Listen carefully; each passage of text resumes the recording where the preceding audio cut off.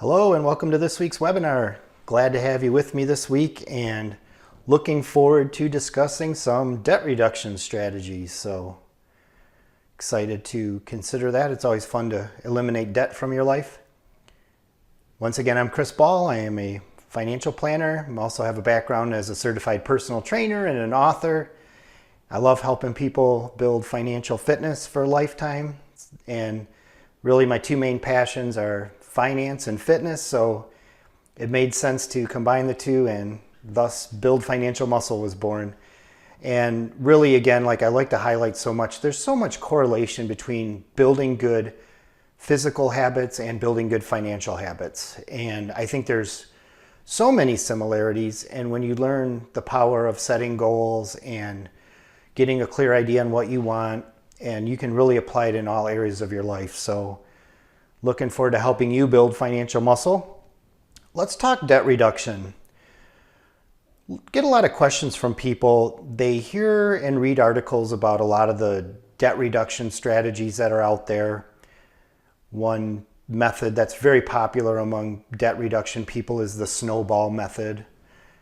Another one that you hear a lot of is the Avalanche method. So they both have a good approach to eliminating debt. They both have their pros and cons.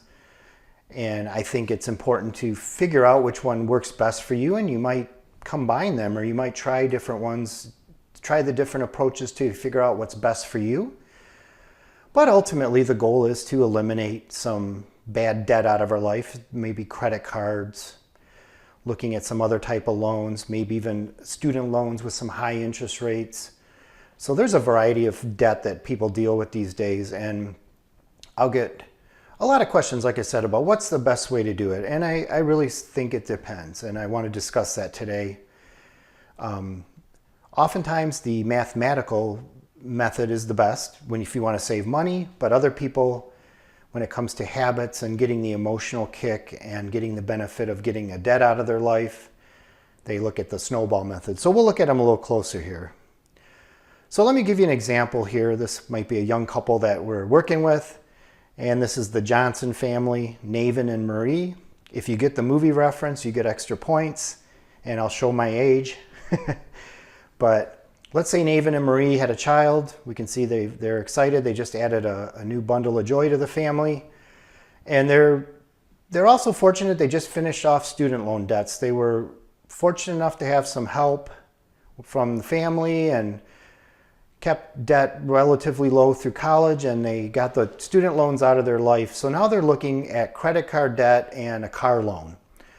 And they want to get rid of these. They'd like to get to the point where they're just paying the credit cards off monthly, reduce the impact on their budget, and get rid of this real high interest rate. So if you look here, they have a car loan at 5%, $15,000 balance. Two credit cards, one at 11%, the other at 17%. So certainly want to get those out of their life. And it's good to look at the approach. So let's see what happens when we talk about the different methods. So here's their options. The Avalanche approach. That is paying down the highest interest rate first. So that would be pay the monthly minimum to all the other debts except for the one with the highest interest rate. They'd take all the money they could, apply it to that debt with the highest interest rate. And again, mathematically, that's the quickest approach to getting debt paid off. Now, what people will criticize sometimes is it may not factor in the emotional impact. So if I have those three debts in front of me, if I attack one of them wholeheartedly with the Snowball approach, I get it out of my life. Now I only have two debts left. Some people really like that emotionally. Other people are like, hey, I want to save the most amount of money. I'm not going to rack up any more debt, so I'll keep the three here, and I'm going to attack that high interest rate. So like I mentioned, the Snowball, you would pay the minimum to all the debts except the one with the smallest balance. The one with the lowest balance, you'd attack wholeheartedly. And again, a lot of people point to the psychological benefit. You're seeing the reduction, you're seeing a bill go away. But again, it's not the optimal approach mathematically. And either way, you can see they're in a decision here. They want to allocate additional money to pay down debt. So it's a balancing act there too. Do I want to tack more money on the debt side and reduce my retirement savings? What do I do? So looking at those high interest rates, it certainly makes sense to want to get that out of their lives. So they need to incorporate debt strategy into their plan. So let me show you here an example. This is the software I use.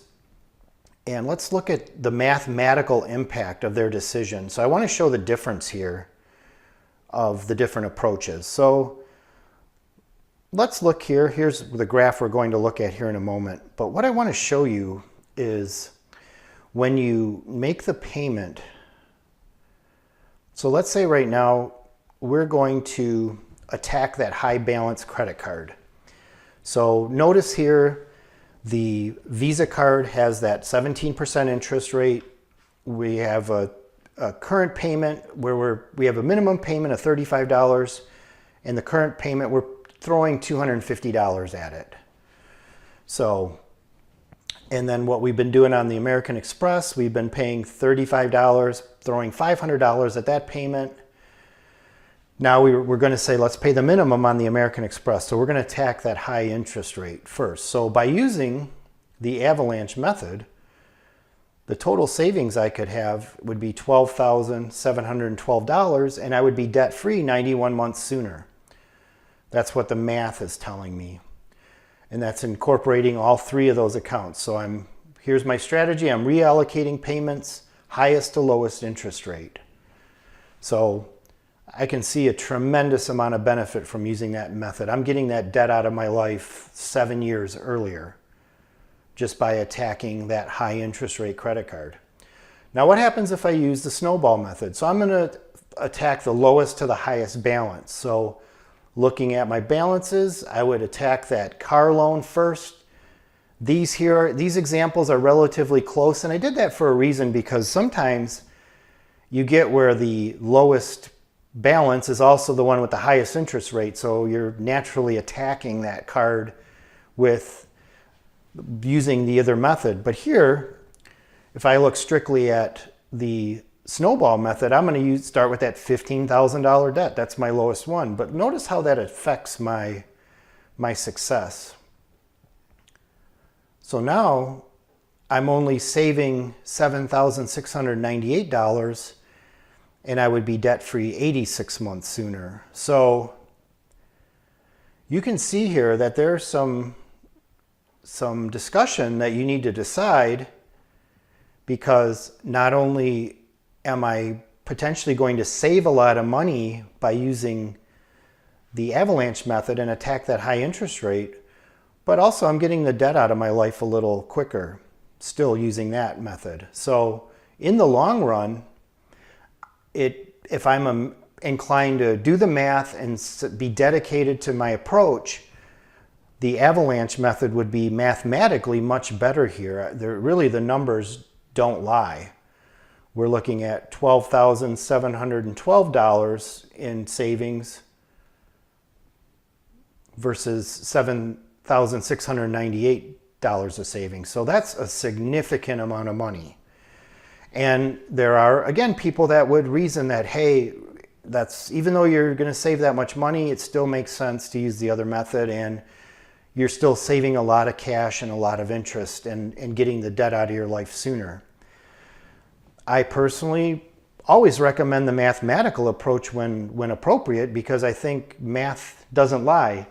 And I'd rather you have that $4,000 or $5,000 extra in your pocket and you've still eliminated the debt. But if that method of debt elimination is simply not right for you, if you can't get good momentum, you can use the other approach.